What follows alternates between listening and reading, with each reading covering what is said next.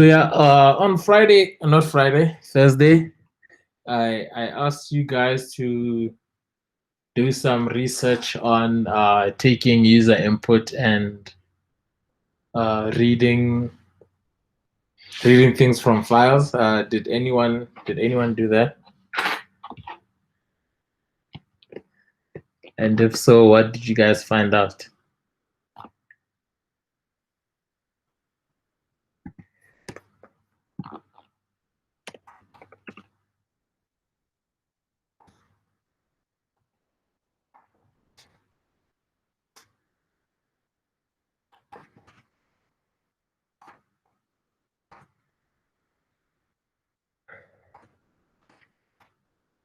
Hello? Yes, level. Yeah. So I just want to yeah. be honest. I haven't checked those things. I only looked at the stuff you gave us for that Or level. W3 schools and But for those ones for inputs, I haven't got around those. okay. Okay. Yeah, so and did you guys see my message in the group on I think Friday or Saturday? The one that I sent? No. So yeah, I said I planned on giving you tasks for the weekend, but they were going to be quite limited without the lessons that we will be doing today and tomorrow. So I think I will give the tasks to you on after the lesson, after tomorrow's lesson. So depending on how far we get. So yeah, well, let me just put my phone in silent. Yeah. So yeah, so there are sometimes, right, like what we've been working with when we were looking at in the previous lessons, we were kind of working with data that we have pre-assigned. Like I would do something like number equals to 1, right, and would use this number in our projects, right? But sometimes you want, let's say you want to create a program that takes in some form of input from the outside, right? Let's say you wanted to, like, remember the first I think when we're dealing with numbers, let's see, yeah, something like this. We have so we have these two things here, right? We have your salary and you have your tax rate. Let's say you wanted to create a generic program, right, that calculates your net salary from your gross salary and a tax rate, but you want to give the user the ability to insert their salary and the tax rate that they'll be working with, right? So now there's a function in Python that we can use to get an input from the user. So I'll comment these out at the top.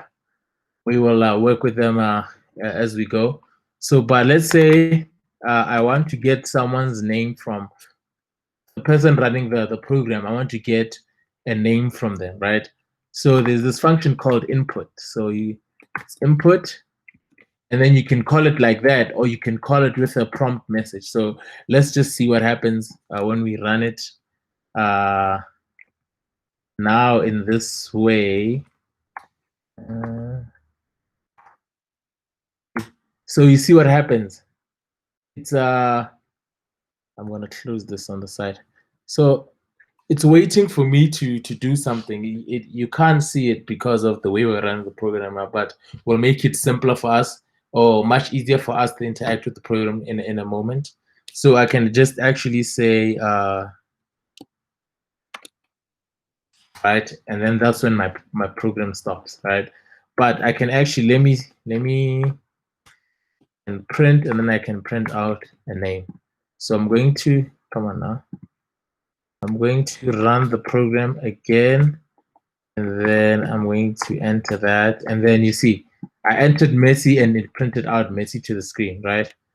So let's say now I'll do something like this. I'm going to use the ff string to print out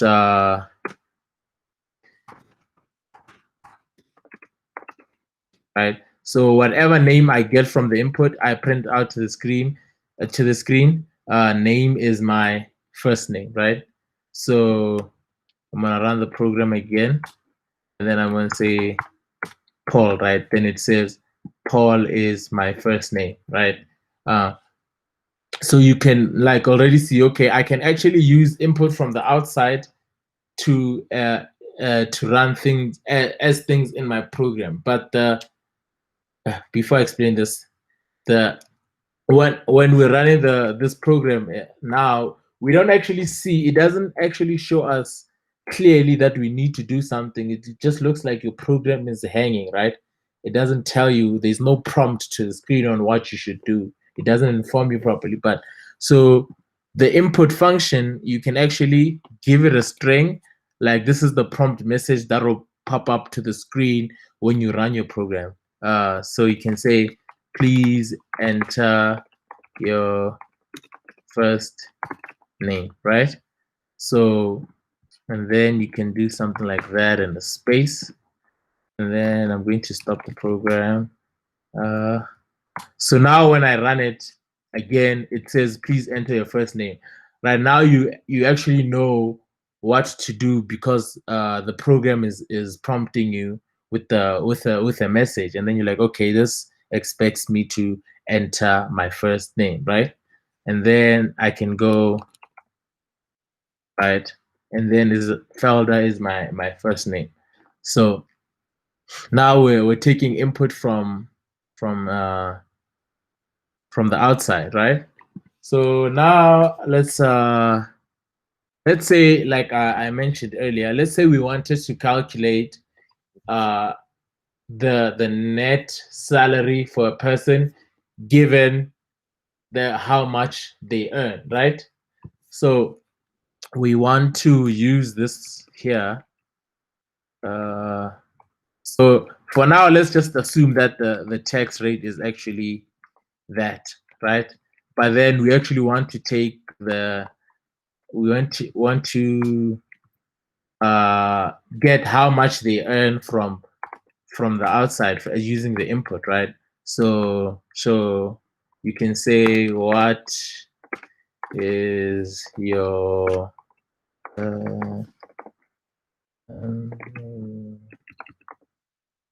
right, and then let's just print that out to screen, right? And say, so first we ask them for their name at the top, so we're not going to print that out anymore there. So what we'll print out here, we'll print out the name that they give to us, and then and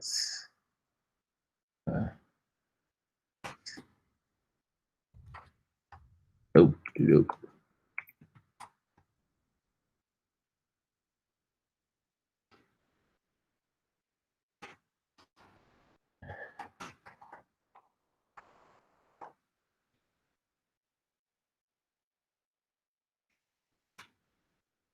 right.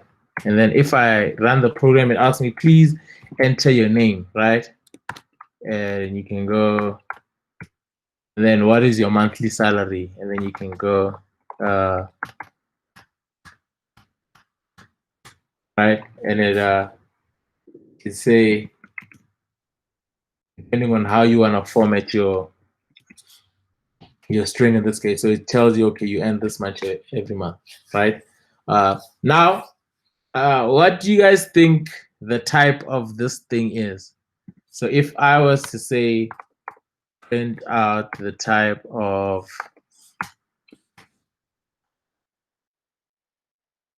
my salary, right? What would that be?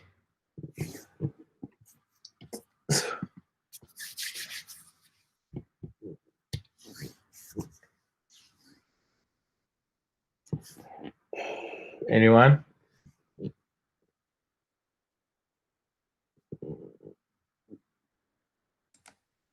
Isn't that an operation? What do you mean? Like your methods where you do what is it? I'm not sure. Because you saw we ran okay, I'm gonna just stop this here. The first prompt, I'm just gonna give the name Jack. And then the second time I'm going to, so if you look at this, right, the salary that we get to the screen, boom, let me just go 200. It goes 200 there. So we can see that my salary is 200. My salary is the input that I gave to the program, right? Now, what I'm asking is, what do you guys think the type of my salary is? Like if I was to say type, and then because we've used the type before, it tells you what the type, it tells you if it's an int, it tells you if it's a string, it tells you if it's a list. I just want to know what the output of this will be in this case.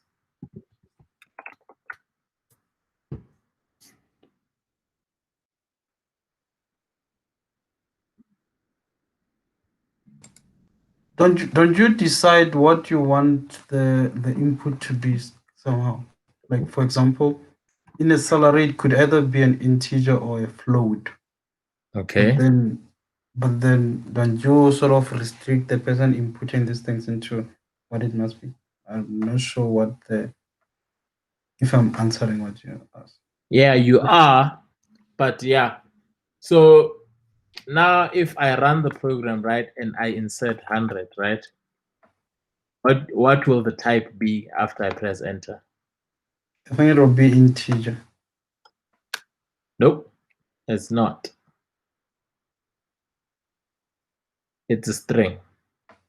So one thing you need to understand, right, is that all all things that go through your input will are strings. So you will have to manipulate them in your program in order to change them to what you want them to be. You get me? So if you want to work with numbers and you're taking in an input, that means you have to convert your input to a number. Whether you're converting it to an int or float, that's up to you. But that's how you'd work with them, right? And in the cases where, let's say, in the cases where I say I want a salary, but I can still enter Paul there, right? And then here's it, Jack ends R Paul every month, right? So I'm actually not stopping my program from doing anything, my taking in the input from doing anything. Uh, but as we move forward and learn new things like validations, we'll be doing some validations on the input that we get, right? We'll check if we'll check if the input we have is what we expect it to be. But for now, to make things simpler for us, we will assume that the input is what we want it to be, right? So if I say we are assuming that the input from the user will be a number, then it's fine. You don't have to do validations because we made that assumption. But as we learn more and in the real world, how things work is users will input things that are not will input things that you are not expecting them to do. So what you should do is actually validate the input before you work with it to make sure that it is the correct input it is what you want it to be, so that your program does not break, right? So but for now, since we don't know how to do that, we are assuming that our salary should be uh, a number. So yeah. So now I'm gonna run my program again, right? And then sorry, right? So yeah. So now since actually want to calculate the net salary of the guy, how are we going to do that? Uh,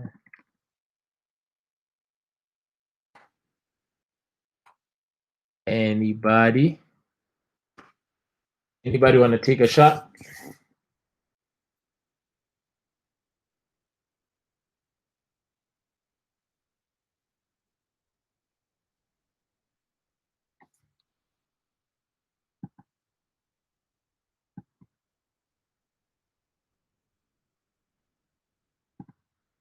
Wait, level. Repeat Yeah. that one again. I was struggling with network there. I couldn't hear you. Yeah, I'm saying, so we get an input from the user, right? Yes. And we are assuming that that input we're getting from the user is a number, right? So how do we now calculate the net salary from the salary that we receive from the outside using the tax rate, right? Okay, I think we will do the same equation that we did the other time. Let's say, for example, we'll say, Yeah. where is it? Net salary is gonna be, let's say my salary. My salary, yeah, it's gonna be integer. You're gonna have to put that integer first. So int. Then you put Okay. my salary. Yeah. Yes, then you can multiply it by 1 minus 0.18. Yeah. That's Okay. right. Cool. And then my month ends this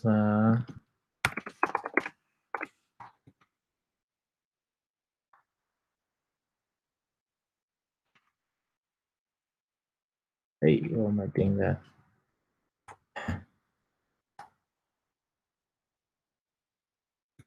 Okay.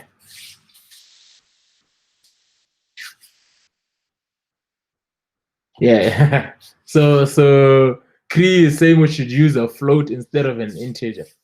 You know why, right, Jack?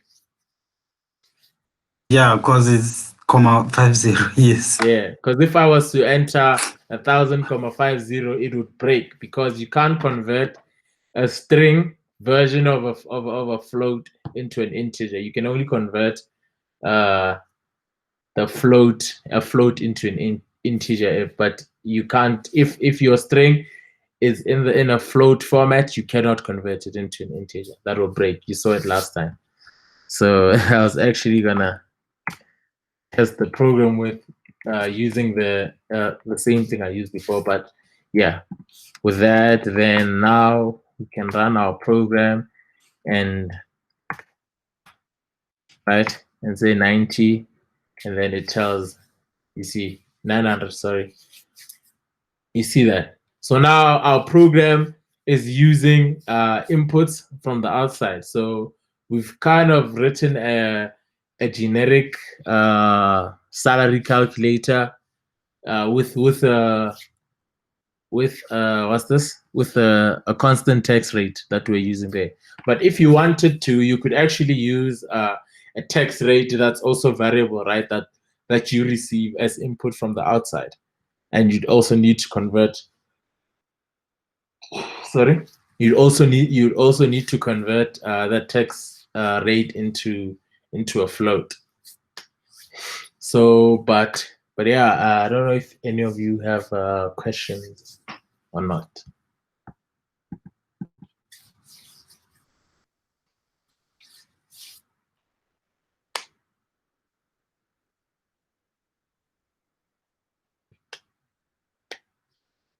No?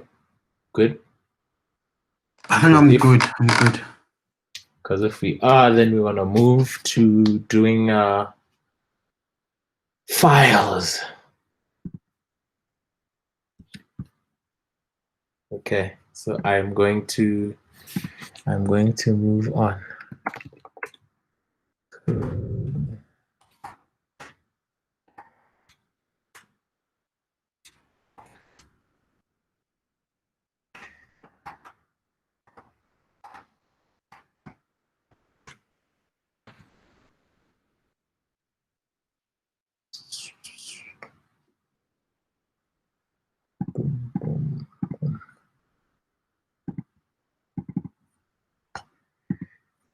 Cool.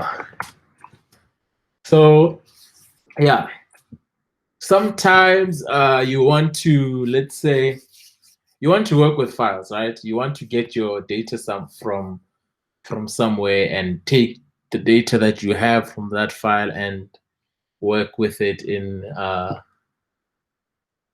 different ways, right? So for that, you can have. I'm going to create a file. I'm going to create a file here.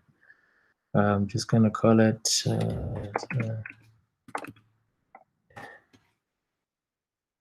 nope, txt. Oh, no.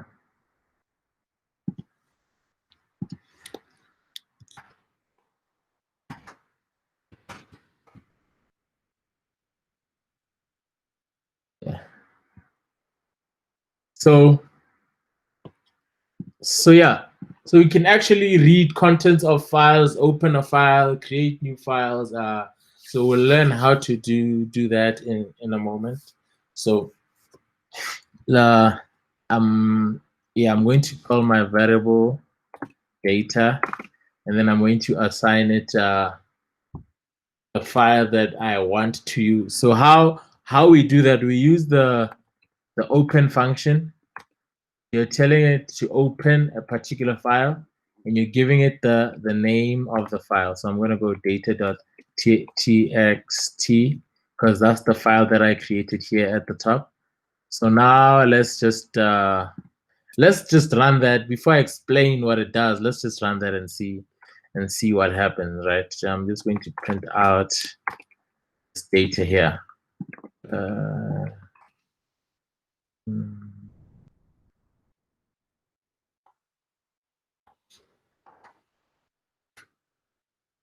So you see what it's saying. When I print it out, it's telling me this is a text IO wrapper, and then coding, and the mode, and the name. So I think for now, the only thing that would make sense for us here is the name, telling you what the name of the file that you opened is. So there's different things, different modes that we can use with our file. So you can choose to read your file, or you can choose to write your file, or you can choose to create your file, and amongst other things. So, but by default, what this open function does is it opens your file in read mode. So as you can see here, it's telling you that the mode is R, which stands for read mode. So me doing this and me doing this, these two things are the same, because the default way is to read it. So here I'm just saying open the file in read mode. I don't have to explicitly give it the R here. There are other things that you can give it there depending on what you want to do, but now let's just explore this one. So I'll make it explicit so that you can see it, but now so actually, let me just run the program again, just see that we have the same thing we had before, even without the R. You had the name of the file, the mode you're reading in, and the encoding on the file. We won't talk about this one at the moment, but we'll talk. Let's just talk about this. So remember when I was you would print the type of your object, right? So this is another object type. Your text IO wrapper is an object type, so meaning it's a new data type that we haven't seen before. But this is it's a file. It's a file data type in a way. So the IO stands for your input output, and like with your files, you can read, you can write, and all of that, right? Yeah. So so that's just the name of I'll call it the object. This is the name. This is the name of of the object, but you can just call it. It's a file. It's basically a file. So yeah.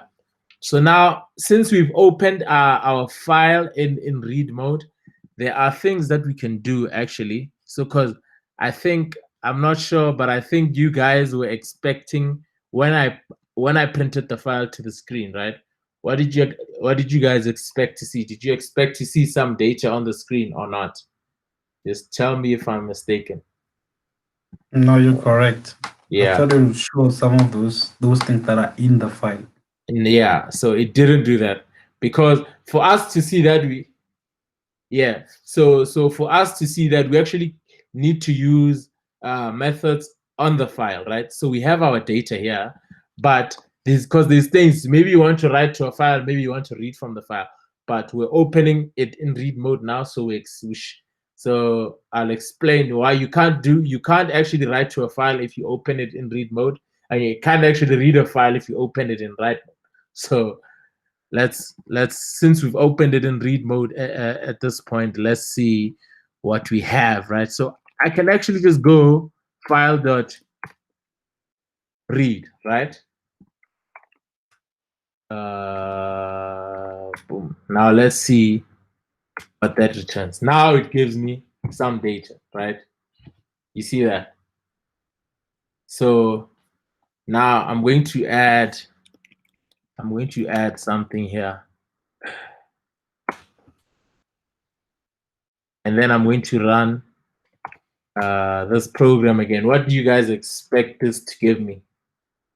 If I was to go data.read, what would you expect this to give me?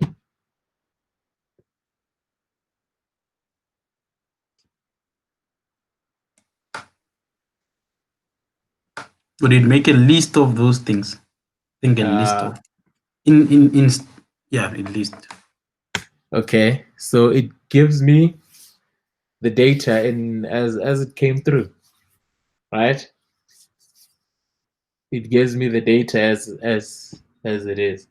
So it just prints out the data to the screen when I use the read, right? So let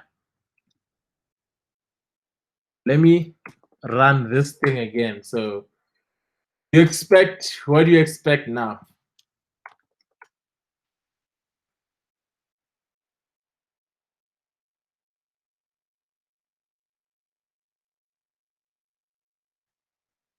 You expect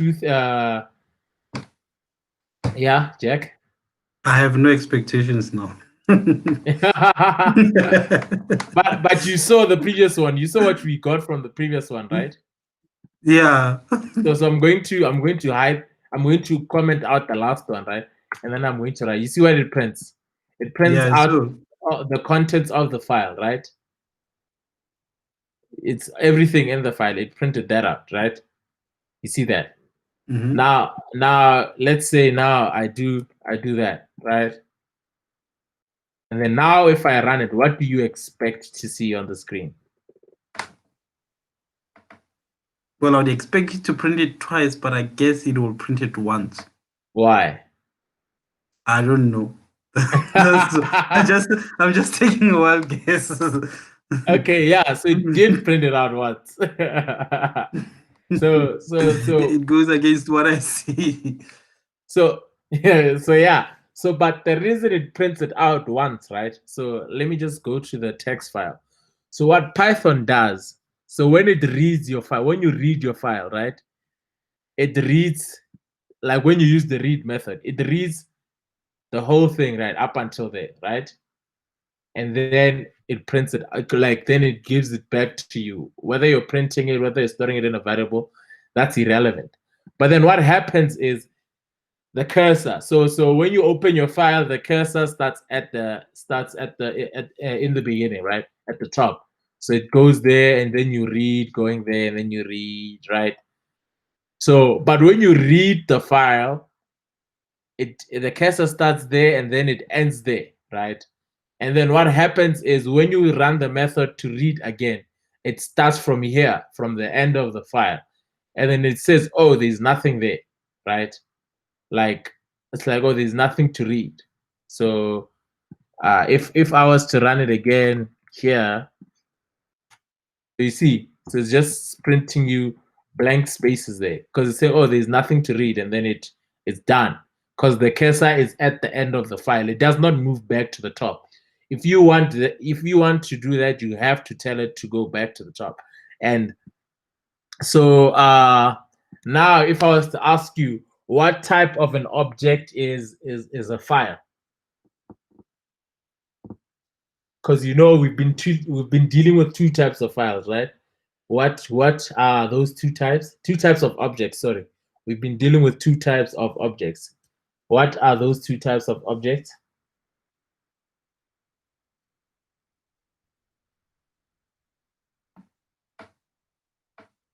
Wait, you mean in today's lesson? No, since we started from day one.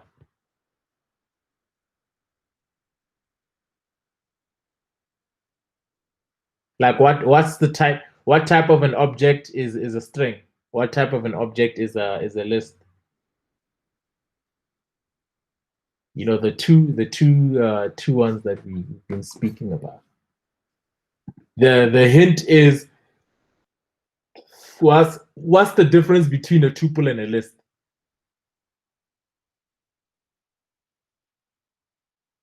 The square bracket and No. mutable. Yes. Mutable. Yeah. So one is mutable and the other is immutable, right? So those are the two types of objects that I'm talking about in this case. Okay. Yeah. So now, yeah, both of them are sequences, Chris. So a list and a tuple are sequences. So that would be the similarity between the two, right? So, but now, what type of an object is a file now? As we're dealing with this, what type of an object is a file? Is it mutable or is it immutable?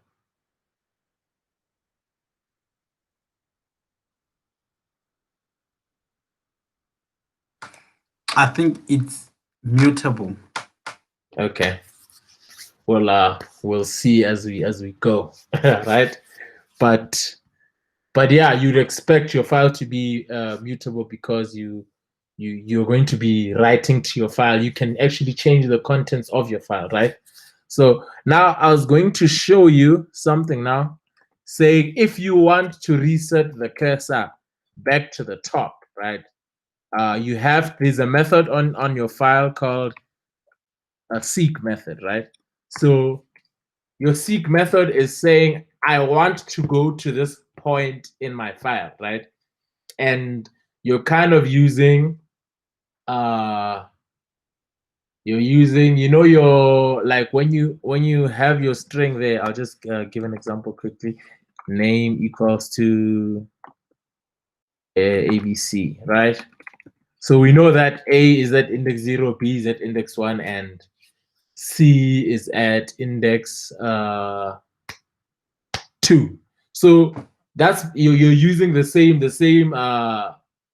flow of things we've been using when you're using our indices, right? So you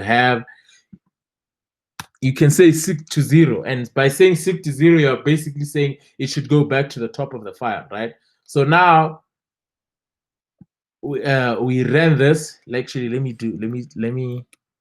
copy this out and then paste it there.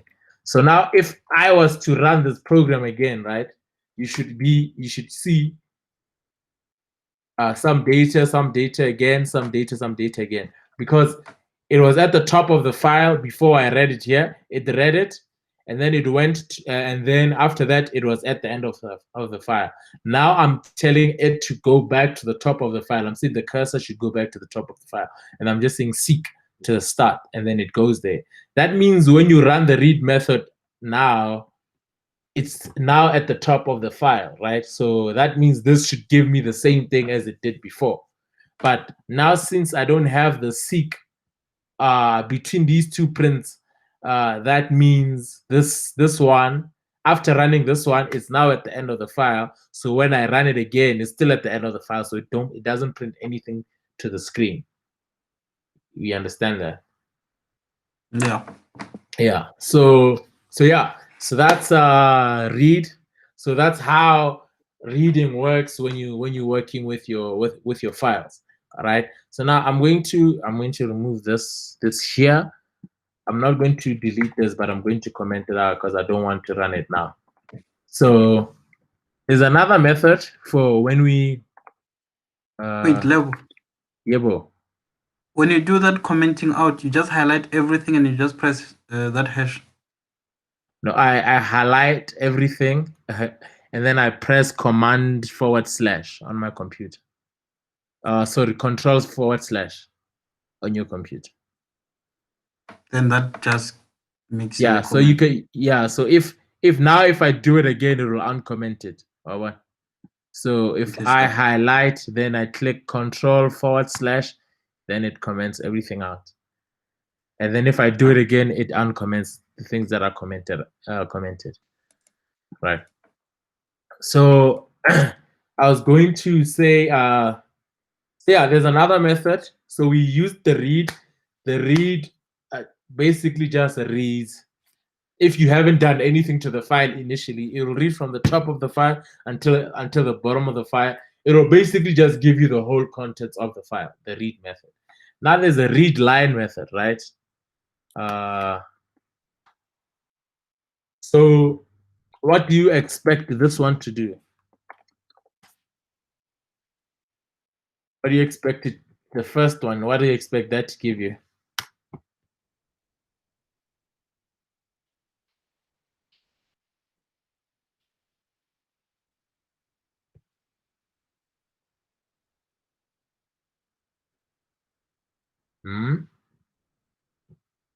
To read only the first line. Yeah, so it'll only give us that one, right? Let me just save that, then run. So it gives me some data, right? And then what happens if I do that? What will happen? It will read the second line. So it will read the first line, then the second line. Yes. Is that what you're saying? Yes. I'll assume the what is that? The cursor would be at the end of some data, and then Yeah. now when you print the read that one, then it will start with from where it is. Yeah. So it won't print some data for both. It'll print some data and some data again, right? So it works the same way as the read, but it works similar to the read, right? It works similar to the read, right? So so what happens is, so when you read, when you say read line, so the cursor is in the beginning, right? The cursor is in the beginning. So the cursor is in the beginning, and then when you read line, it goes to the end, right? And then when you print it out again, then it starts from there and then it continues there, right? So now one thing we should see, like, there's a space between some data and some data again, right? There's a space between there. What do you think causes that?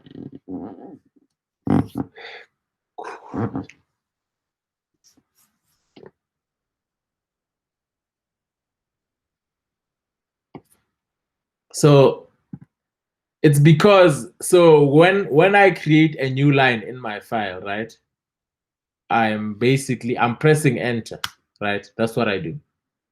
But you actually can't see that I pressed enter.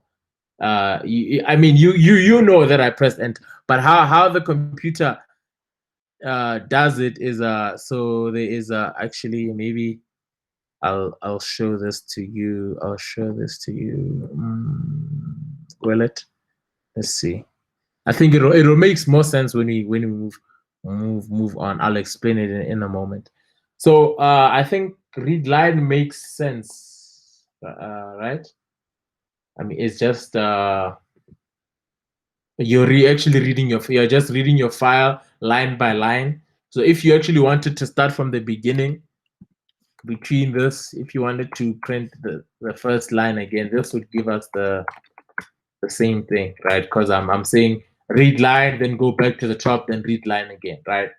So these two prints should give us the same thing because I'm seeking to the beginning. So they work in a similar way. The only difference is one reads the whole file, the other goes line by line, right? So now I just want to show you read lines so that I can explain why read lines, which is a plural. So explain to you why we have this space over there. So I'm going to boom, boom, boom, boom. So yeah, so I'm going to comment that out just to leave it there. I'm going to remove the seek, and then here instead of read line, I will go read lines.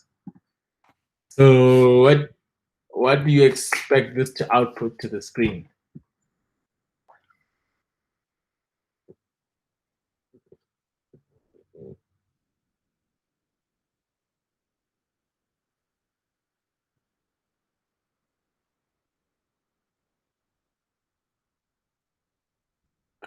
Somebody.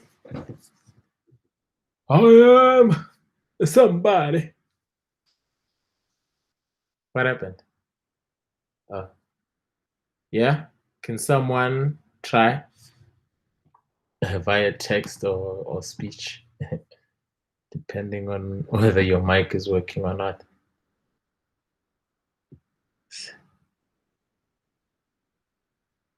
So the whole document with a space between the lines. Nope, that's not it. Someone else want to take a guess?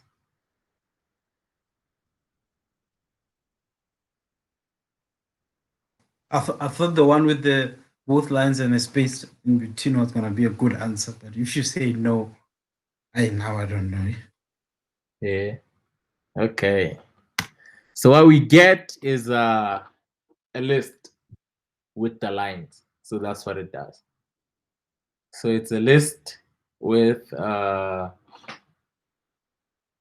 lines in your file. So you can see that you have this in the first position and you have that in the second position. You see that. So now from what I wanted to explain to you why we had a space. So actually I'm going to do read lines, right? And then I'm going to do read line, and then I'm going to let me just seek to the I'm going to read the lines, seek, and then read line, and then read line again, just so you can see what the thing that I want to explain. So, or maybe I should do it the other way.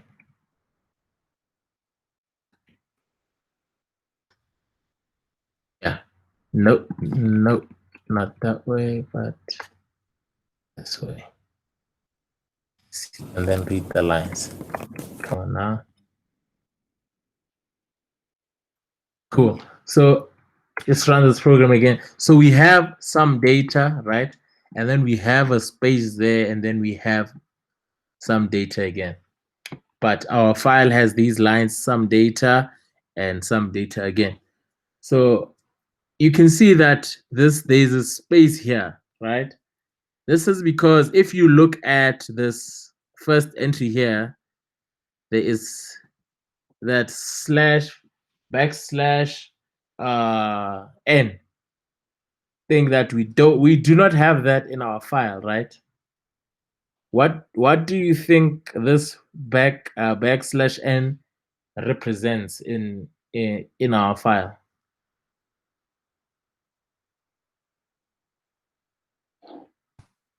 Enter. Yeah.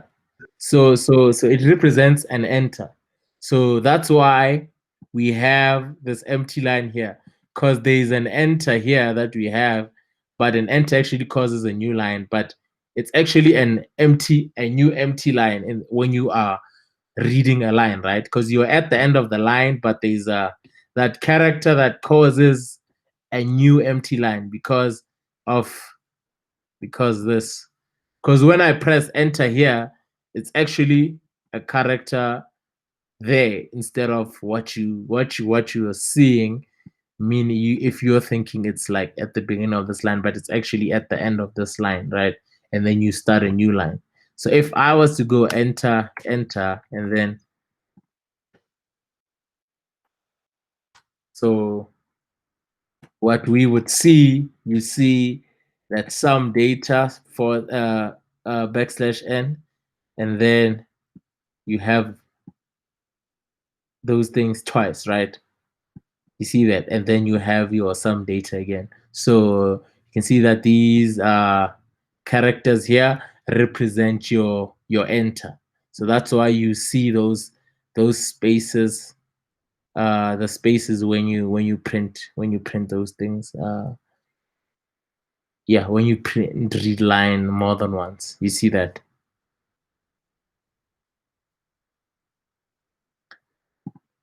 Make sense?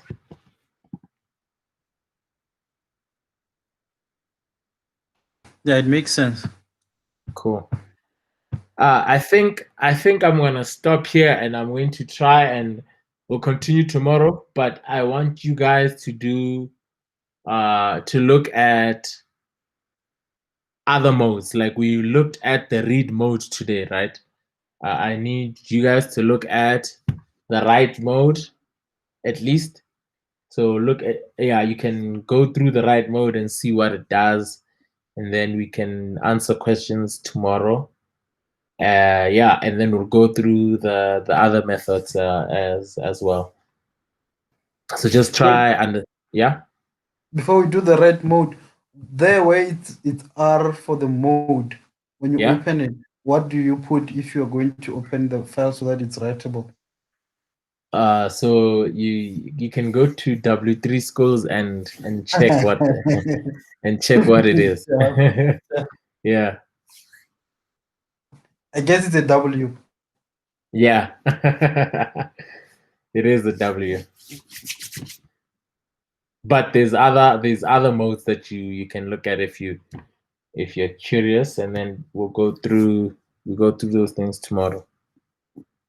So, but yeah, I'm just gonna stop here so that I can give you guys some time to do some research.